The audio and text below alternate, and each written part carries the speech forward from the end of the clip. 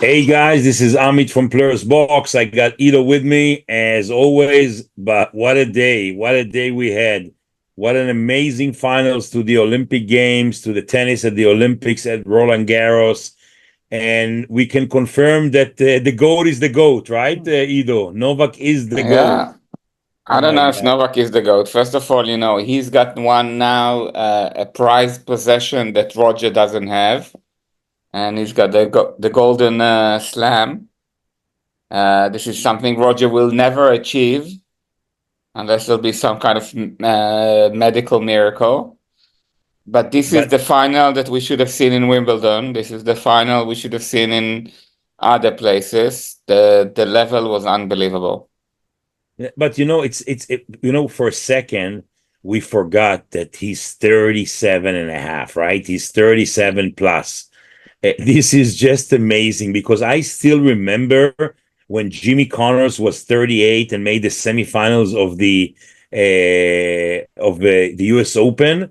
There was even a 30 minutes documentary. I can't remember where exactly, that said, where were you when Jimmy Connors made the semis? All these 40, 50-year-olds were all cheering for him, the golden ages, people, whatever, everybody felt that he was playing for them, right?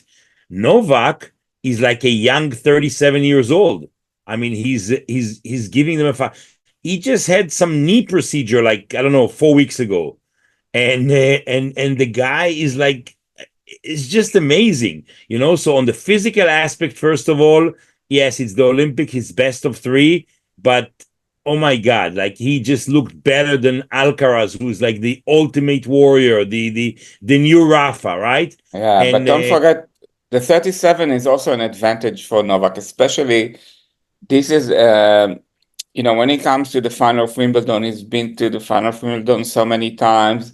He knows the drill, he knows center court. This is the first time that he's been in that kind of situation, the final of the and he Olympics. and he choked in the semis. I mean, he lost four times, and he really choked in the semis against Zverev in Tokyo, Uh, right? yeah, And and now his knowledge, what he knew for all those years of being professional, came into play. So and we will talk it was an about it. But first of all, advantage. The let, experience let, was an let's advantage here. first of all congratulate both for an amazing final and a great tournament. They gave respect to the Olympics. They gave respect to tennis. The whole world was watching this final, right? Like at the Olympics, Unbelievable. everything aside this afternoon. The place was packed, and the Roland Garros Stadium, in the Olympics, yes. So you have Stade de France where they do, when they play soccer, where they have the athletics and everything. But this is Roland Garros, right? It's the Philippe Chatrier Yeah. Center Court, so it's an iconic venue. So everything came into place. A sunny day, Sunday at in Paris in this great Olympic, and they come up with this phenomenal match, which really gave so much respect to the game and the best ambassadors possible. We always speak about Roger, what an ambassador he was for tennis for over a decade, the work that he's done, that Rafa has done. We always speak about Novak when it comes to his level, right? But Yeah.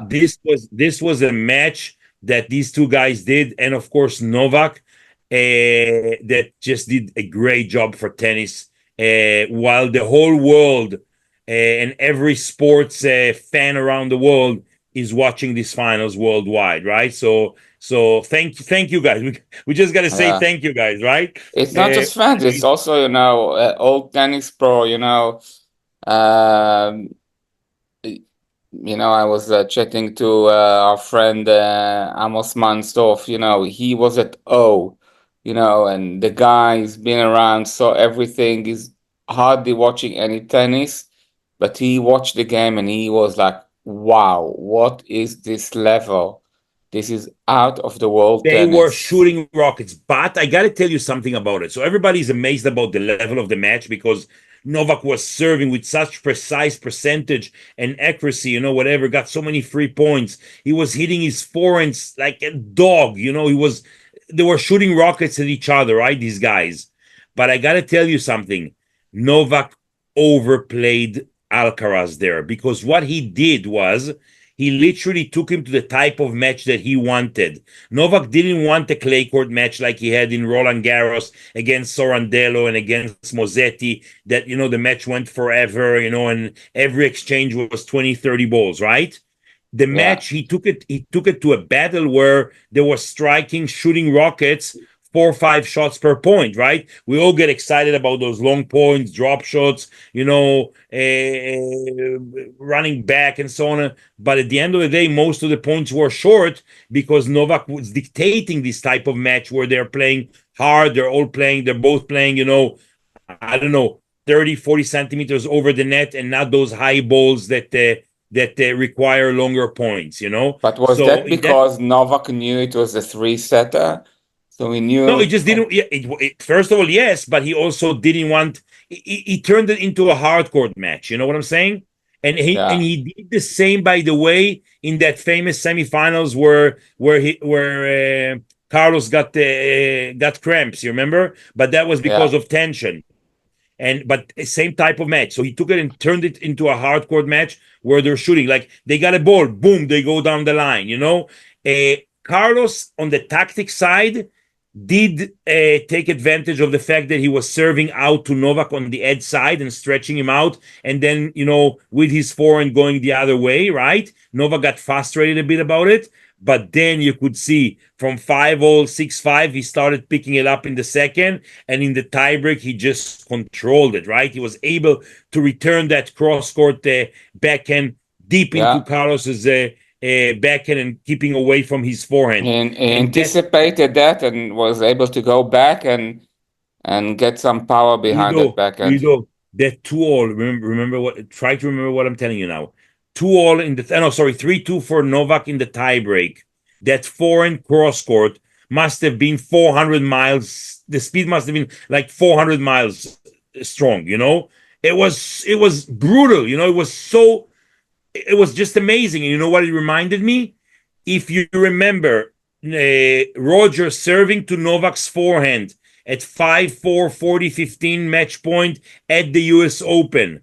And Novak goes with the return cross court, boom, winner, got him back into the match. He won, broke him, and then went on to win the US Open. So, and I'll send it to you. Similar thing here, that forehand kind of showed, and Carlos was stretching out to get to that ball and could see only dust, and that gave him the 4-2, then the 5-2. Thank you very much, 7-2, an unforced error from or 2-2 in a row, by the way, from Alcaraz, and Novak was just playing amazingly, really amazing. I think from 1-all or something he didn't make. Yeah, he was up mini break 1-all or 2-1. Sorry, 2-1, 2-love, 2-1. No, he had the mini break. It's just at the on and then the Carlos first got it back. And then from that moment, zero mistakes, So we got to say Novak has beaten him on the strategic level, we saw a little bit of frustration towards his box, very, very small, 1 or 2 times, but no medical today, huh? No there wasn't medical, and Novak was just at his best, like best Novak you can imagine. Sharp. And how touching was it? Focused. Like you could see the guy, everybody felt for him after he won, right? I mean, he got great support during the match. And then after the match, it seems like the whole world was happy for him, right? Yeah. So that just goes to teach you that he really doesn't need all this bullshit, the violin and all of that to get the crowd. I told you at Wimbledon there was no point for that, whatever, it was really, but it felt like he was never ready for Wimbledon, if you ask me, with everything that happened. But listen, how he bounced back from that Wimbledon final. Listen, we got to say that his volley today wasn't great, right? Like the volley, he's young. He's young. He still needs to work on the volley, huh? Volley never's gonna be his forte, but he's like he was so sharp. He played so clever. It was unbelievable. And the way he was hitting the ball, oh my God, the way he was striking, the backhand we always knew was there, the forehand, and the way he served those 3 points every time he needed a 3 point. And that's what helped him. He didn't get broken. 2 sets, 7-6, 7-6, and he doesn't get broken, against a great baseline player, the strongest guy out there. And what a final it was. So, again, Novak is the GOAT, guys. These two guys have done a tremendous job for tennis, all the respect for them. At the Olympics, a huge stay. They gave tennis the respect at the Olympics. So, we talk about the Olympics, always gymnastics, always athletics, swimming. Now, but that's what the dream team has done for basketball, right? Now there's Yeah, interest in basketball in the Olympics, right? Thanks to the dream team. So, same thing here. Thanks to this final, people will be buying tickets ahead of time for the Olympics, because it's just a big. And but listen, congrats. The uh, stadium was packed, Amit, every seat in the house. I haven't seen that even in the finals of Roland Garros, right? Amit, you So, have thousands of Novak hours, right? What does it yeah, do well, to gladly, Novak yeah. appetite to US I, Open? I Does he well, say, I don't I, see him I, playing Cincinnati. I don't see him honestly. I don't see him playing Cincinnati. I don't think he should even. He should go early to New York, get ready. He's going to get through the first, second round, right? So it's difficult. Imagine clay to grass, grass to clay, clay to hard. What's wrong with our game? Come on, this is crazy, huh? I know it's an Olympic year, but still, remember, in 2 months, you go clay, you go to grass, you go back to clay, and now you go back to hard. and a different time That's zone, completely different climate, density of air, completely No, no, it's complete. different. It's not nothing's the same. Whatever. You're moving from Europe to America. It's all different. And look, we have the guys that are playing already at 500. We both predicted that Sebi Korda is going to have trouble. Winning. So he goes on and destroys Tiafo. And That's good maybe for what he him that needs that for people to say he's gonna lose to in order to get Sebi to win. he's playing Kobali now. If he doesn't win this 500, I'm headed with him. Whatever. He should definitely need. Kobali is a very, very good player. Don't get me wrong. But still, Very, very good player. he's not up to Sebi level. But on hard courts, if this was clay court, maybe. But on hard courts, Kobali, he beat Ben Shelton, which is a very good win for him. But this is a huge opportunity. 500 points for Sebi. He's going to get close to top 20, right? With this, if he Yeah, wins. And then match. Oh, by the way, on the women's side, who's there on the women's side? It's Badosa, who's making a nice comeback, and she's yeah. playing. Who does she play? Machova or Bozukova? Or what is it? But Some God some help Kova, me. right? He Yeah, plays the Kova, God right? help me. So Yeah, really, I girls, checked. Yeah, no disrespect. We love the girls, the Czech girls. I think that they're amazing. The depth that they have in Czech tennis. In women's Czech tennis, it's just amazing. But you got to help us out there, girls. it's Because same thing in the. our Western. I was in Prague. I can't remember where a year ago, and I went to a practice with a guy who was in the same academy as Marva, the young guy. And I said Marva, and he was like, he didn't understand who I was talking about. And when I spelled the name, he says, this is the name, how you spell it in Czech. So how we are in the Western part of the world, we don't know how to pronounce those words. Listen, they're doing an amazing job, even in the girls now, 14, 16, 18, all controlled by Czech girls. So they do an amazing job. But can you tell me who won the mix? Was it Macic and someone? And someone.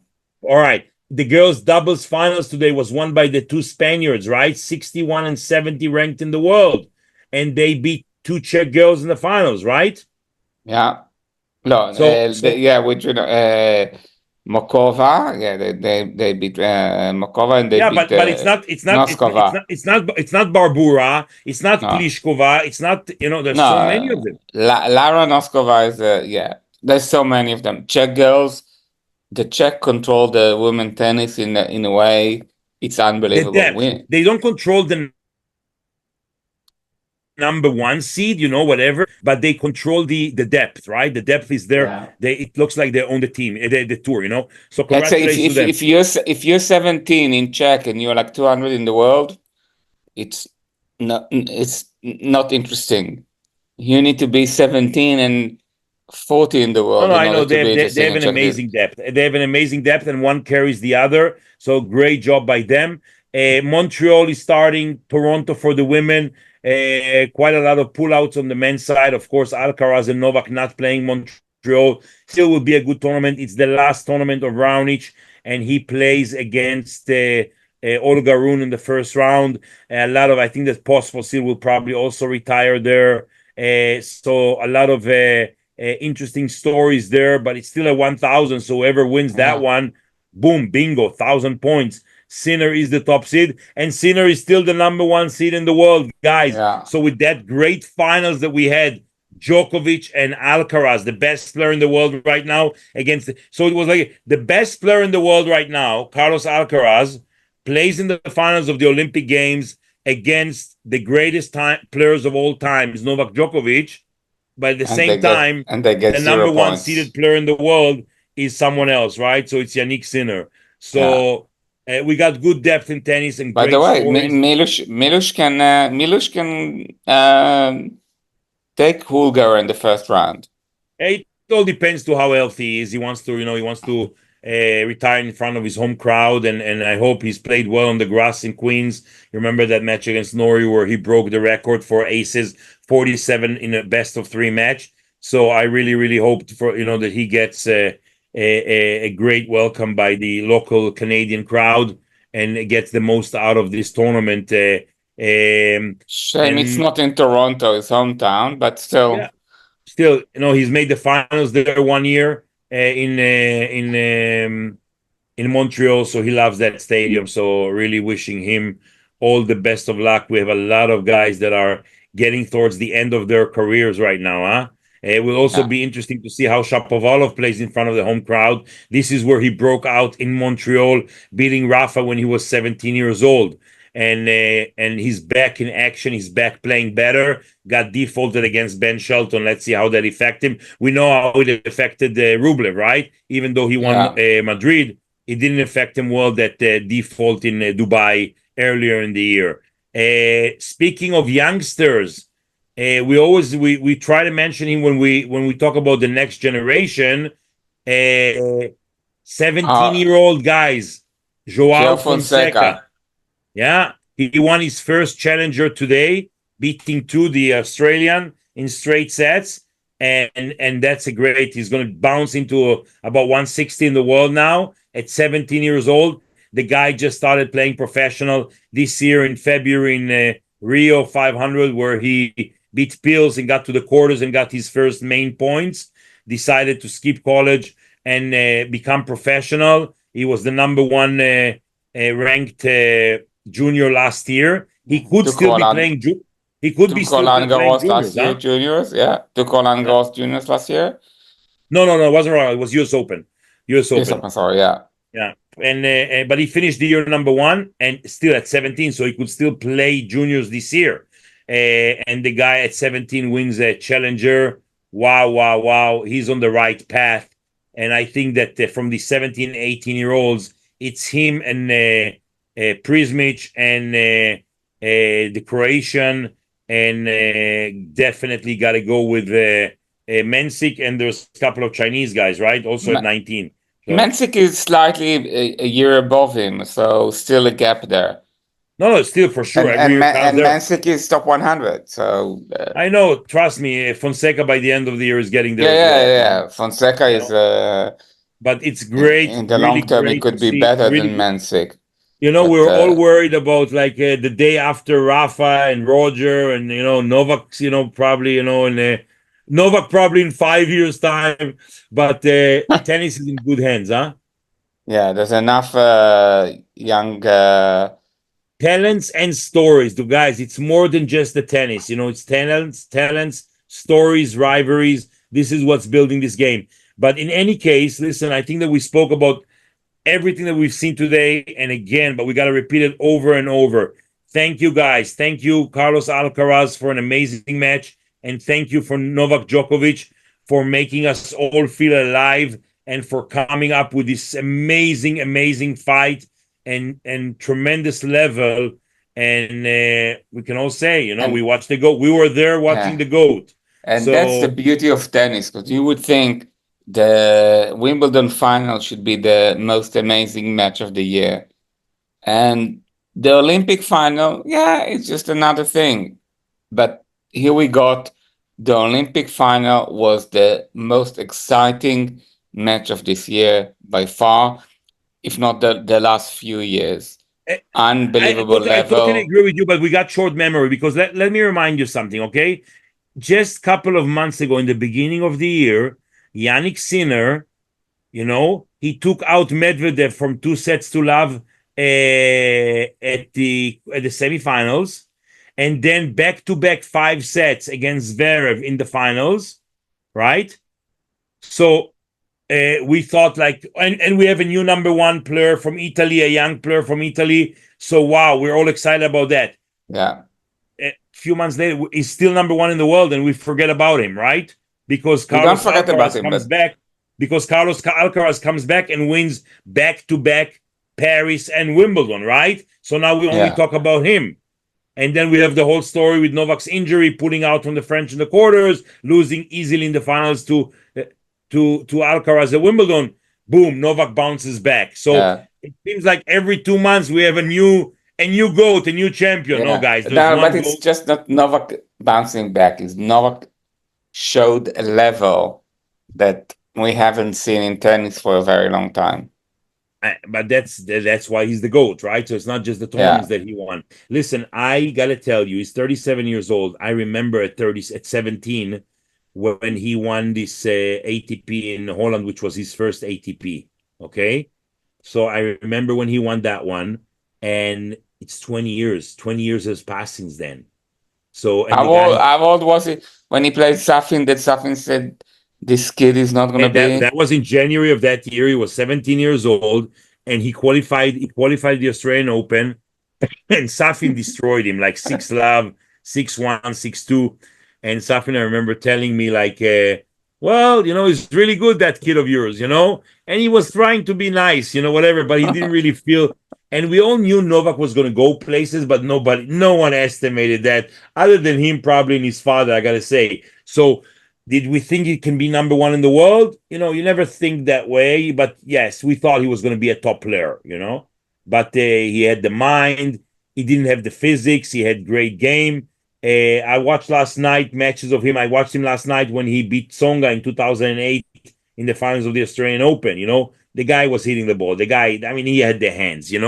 And this is when he started to get physical and started to get better and better physically, because before that he was struggling with his physics, right?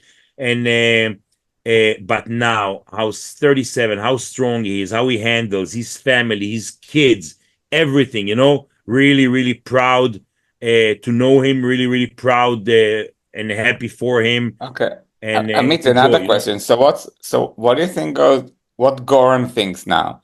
What's the again? Everybody who's been associated with Novak throughout the years is proud and happy. Everyone. I can promise you that.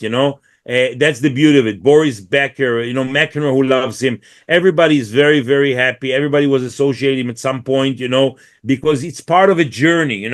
This thing didn't start today and didn't start 20 years. It's a process. It's a whole journey, and everybody. They get their seat in the bus, I say, throughout this. People are coming up and down, and different stations of this journey, but everybody's a part of it. So I'm sure everybody's delighted for him. And in a way, you know what? It's also good, because if Carlos would have won Paris, and he would have won Wimbledon, and he would have won the Olympics, it's kind of a domination, right? As much as we love to see great champions, we want to see rivalry.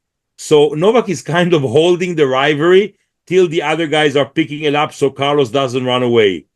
And he looked human today. He looked this. When we saw him at Wimbledon, when we saw him at the French, he was overpowering everything. He was overpowering everyone. You remember those matches in Roland Garros? He wasn't playing great tennis. He was just physically stronger than everybody. So it's good to see, even though it's best of three, it's good to see that, well, hold on, kid, you still have your time. You're going to win dozens of Grand Slams. You're probably Yeah. going to be one of the greatest and everything, but take your time, huh? Take your time. So When you'll have all those stars on your bag, like I have on, Novak bags when you have all those uh I really believe that. masters I and know. so I know what on. you're saying. I know what you're saying, but I think that the Alcaraz is getting that respect of a great champion. First of all, he smiles. He didn't smile Yeah. after the match, but he smiles. He's Yeah, he respectful. enjoyed it. Good. Yeah, the BBC, I I watched it on the BBC and you can see, they said at the beginning, they said you can see Alcaraz is enjoying it, and when he enjoys, he's going places. But it's a little bit like fighter pilots when they have like the marks on their airplane on how many dogfights they won. yeah. Experience played a lot of was a No, significant there's no factor doubt that today. Novak. There was no doubt that Novak beat him today on every on every front.